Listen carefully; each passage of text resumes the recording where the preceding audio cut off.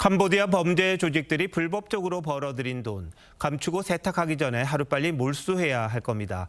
이 문제를 해결하기 위해 독립몰수제라는 제도가 급물살을 타고 있습니다. 이게 구체적으로 뭔지, 실제 도입되려면 넘어야 할 관문은 뭔지 신유만 기자와 따져보겠습니다. 신 기자, 독립몰수제가 뭔지부터 한번 설명해 주시죠. 네, 유죄 판결이 나기 전이라도 범죄 수익을 몰수할 수 있도록 하는 제도입니다.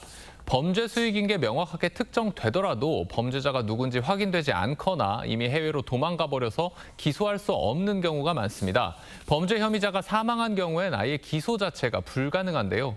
현행법상으로는 범죄자에 대해 재판을 해서 유죄가 확정된 뒤에야 범죄 수익을 몰수할 수가 있는데 그 전에 범죄 수익을 몰수할 수 있게 하자는 겁니다. 구체적으로 어떤 경우에 적용이 될까요? 네, 대표적으로 캄보디아 스캠 범죄처럼 수익금이 해외로 넘어가서 흩어지거나 은닉될 수 있는 경우에 발빠른 조치가 필요합니다. 전두환 노태우 전 대통령의 불법 비자금처럼 범죄 당사자가 사망해서 공소 제기 자체를 할 수 없는 경우에도 적용할 수 있습니다. 애초에 이 독립몰수제 논의 자체가 두 전 대통령의 비자금 환수를 위해서 나온 것이기도 한데 대법원이 최근 최태원 SK 회장 이혼 소송에서 노 전 대통령의 300억 원 비자금은 불법 조성 자금이라고 판시하기도 했습니다. 독립몰수제를 도입하면 이 돈도 국가가 환수할 수가 있습니다.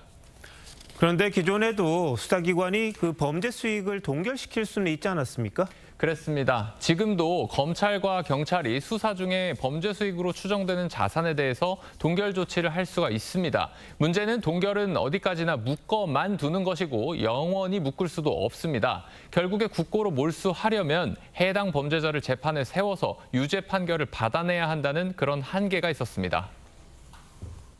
지금 제도에서는 재판이 되지 않으면 동결만 시킬 수 있을 뿐 몰수가 안 됩니다. 사망했거나 도주, 소지불명 같이 기소나 재판이 불가능한 경우에는 그 범죄 수익을 몰수할 수 없게 됩니다. 그런데 판결이 나기 전에 재산을 몰수한다는 건 무죄 추정의 원칙, 대전제가 무너지는 것 아닙니까?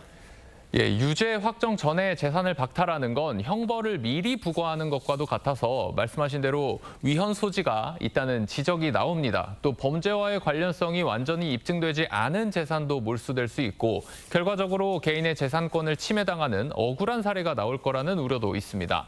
만약에 범죄 수익이 무고한 제3자로 넘어가 있을 경우 그 사람의 재산권 침해도 예상되는 그런 부작용입니다.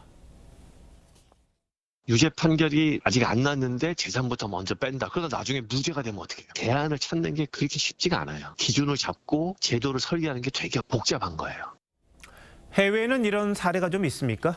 일단 UN 등 국제기구들이 각 나라에 이 제도의 도입을 권고하고 있습니다. 미국에서는 범죄자의 형사재판과는 별개로 그 사람의 재산을 상대로 소송을 해서 몰수를 할 수가 있고요. 독일은 피의자가 사망 시 상속인에게서도 범죄 수익을 몰수할 수 있도록 했습니다.